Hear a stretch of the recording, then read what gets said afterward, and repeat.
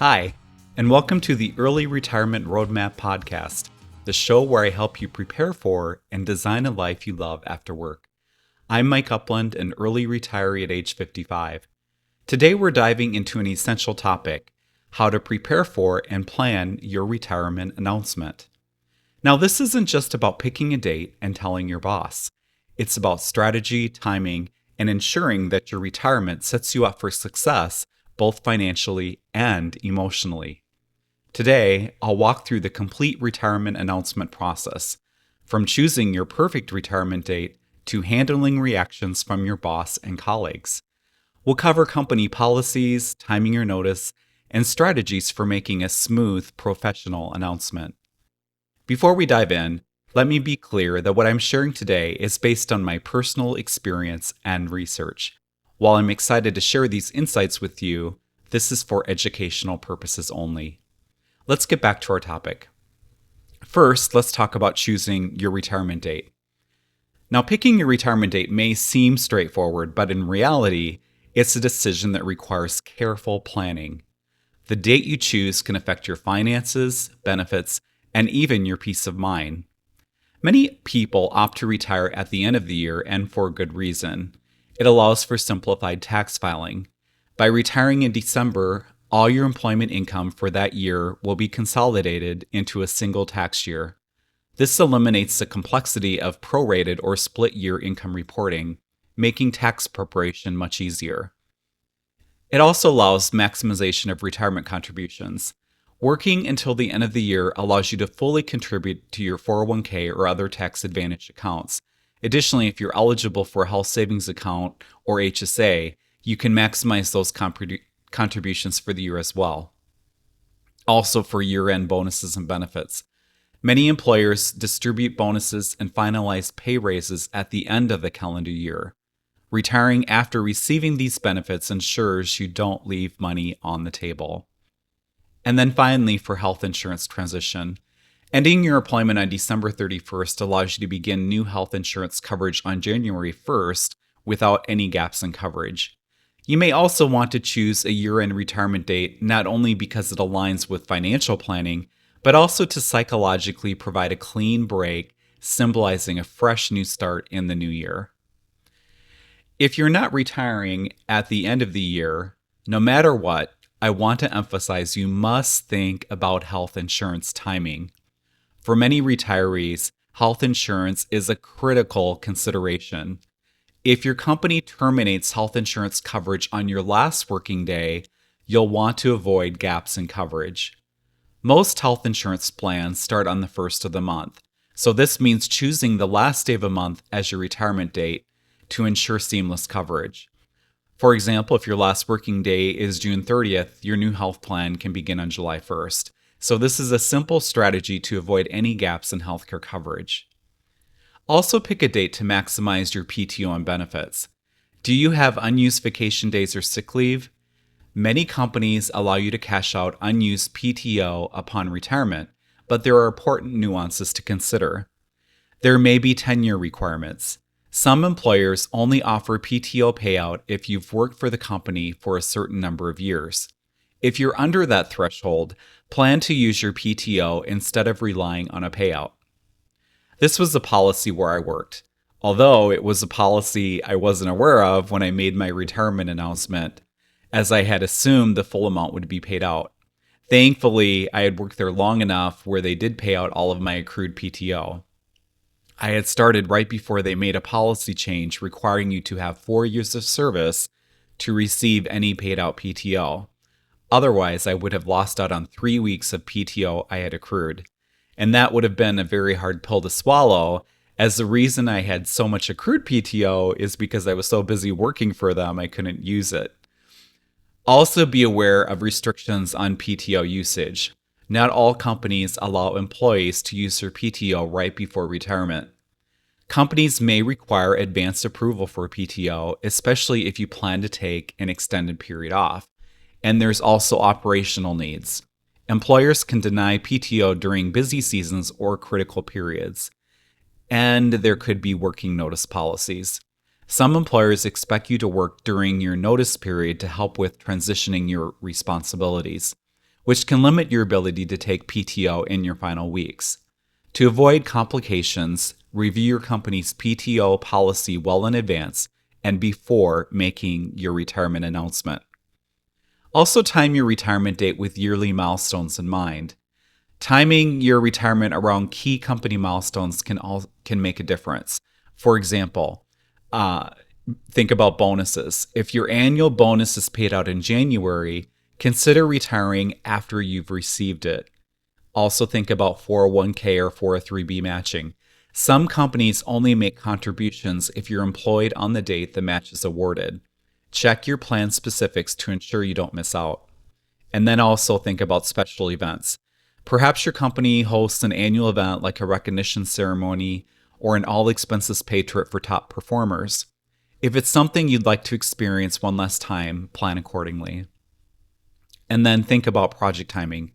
If you've been working on a major long-term project, it may make sense to pick a date when the project ends rather than starting another long-term project and then leaving when it's really busy. This benefits both you and your employer. It benefits you because you may not be as motivated with the next project knowing that you're leaving, and it benefits your employer that you're not leaving in the middle of the next big project. And then how about your personal readiness? Are you financially prepared? Have you emotionally adjusted to the idea of leaving the workforce? Retirement is a major life change, and the right timing isn't just about logistics. It's about feeling confident and excited about this next chapter. Once you've decided on your retirement date, the next step is determining how much notice to give your employer. The ideal amount depends on several factors. First, your role in industry. If you're in a leadership position or a specialized role, your company may need extra time to find and train your replacement. In such cases, providing 6 months' notice can be appropriate. On the other hand, if you work in a high turnover industry with less specialized responsibilities, 2 to 4 weeks may be sufficient. Also, think about your company culture. How has your company handled retirements in the past? Or if you don't really know, how about just people that left for a different job? In either case, were they treated graciously or were they sidelined and asked to leave early? Understanding your company's norms can help you decide how much notice to give. And then third, avoid pitfalls. Be aware that giving too much notice can backfire, and here's why. You may have missed opportunities. If your employer knows you're leaving, you might be passed over for raises, bonuses, or exciting projects. And then there's also a risk of early exit. Some companies may ask you to leave sooner than you planned, especially if they don't want a lame duck employee on staff. At the end of the day, give as much notice as you feel comfortable and you feel is right, depending on your role and company culture, but always look out for yourself first. Keep in mind that most employment is at will, meaning employers can terminate your employment at any time for any reason or no reason at all, as long as it's not illegal, like discrimination or for retaliation. Now, when it's time to announce your retirement, preparation is key. But the preparation isn't all logistical. It's also preparing yourself emotionally, too. Here's how to prepare yourself. Practice the conversation beforehand, and it may feel a little silly, but rehearsing your announcement with a spouse or trusted friend can help you feel more confident and composed when the time comes, as you will be nervous. Be prepared for your own emotional response. You are likely to feel a mix of excitement, anxiety, and even sadness. And this is completely normal. You're closing a significant chapter of your life. And third, remember your why. Before the conversation, remind yourself of the reasons you're retiring and the opportunities ahead. This can help you stay focused and positive during potentially emotional discussions. Now, when it comes to actually delivering the news to your boss, you'll want to schedule a private meeting. Your boss should hear the news directly from you, not through the grapevine, or not through an email. Arrange a one-on-one meeting in a private setting. This shows respect and ensures their message is delivered clearly. When you talk to your boss, even if your experience hasn't been perfect, Focus on the positives. Thank your boss for the growth and opportunities you've had. Taking the high road leaves a lasting impression and keeps doors open for future possibilities like consulting or part-time work if that's something you're interested in later. Also bring a written notice. Prepare a formal retirement letter to hand over during the meeting. Your letter should include the current date, your planned retirement date, a note of gratitude for the opportunities you've had, and your signature to make it official. And keep a copy for your records. It's always good to have documentation. And if you work remotely, have a virtual meeting with your boss and send an official email after. One thing to also be prepared for. When you make the announcement to your boss, especially if you have been a high performer, be prepared that he or she may propose alternatives to keep you on board. They might offer reduced hours, a part-time role, or even a sabbatical. If this happens, evaluate the offers carefully. Take your time with it. If your employer suggests changes to your role, would that new arrangement align with your retirement goals? And beware of delays. While part-time work or sabbatical can be appealing, it's important not to delay your retirement unnecessarily. Remember, your healthiest and most active years, often called the go-go years, are limited. After you tell your boss, then you will need to tell your colleagues at work. You'll encounter various reactions from your colleagues, and here are the most common reactions on how to handle each of them. First, you'll have the enthusiastic supporters. Now, these are colleagues that will be genuinely happy for you. They might ask lots of questions about your plans, and how to respond to them is just share what you're comfortable with, but maintain appropriate boundaries about personal details like finances. Then you'll also have the anxiety-driven responders. Some colleagues might express worry about their workload or the transition. So you'll hear comments like, "What are we going to do without you?" And how to respond is just reassure them that you'll help with the transition and document your processes before leaving and that you'll leave them in a great place. Third, you'll have the career opportunists. These are colleagues that might immediately ask you about your roles or responsibilities because they're looking to perhaps move into the position that you're leaving. And how to respond is just to direct them to proper channels, HR management, for any questions about your position. You'll also have the retirement dreamers. Expect questions like, "How did you do it?" or "I wish I could retire too." With these folks, share general advice if asked, but avoid detailed discussions about your financial situation. When I gave my retirement announcement, this was actually my favorite response, as I took pride in my ability to retire early and all the thought and preparations I had made that had gone into it. And then lastly, you'll have the skeptics. Some might respond that you're too young, or "Are you sure you're really ready?"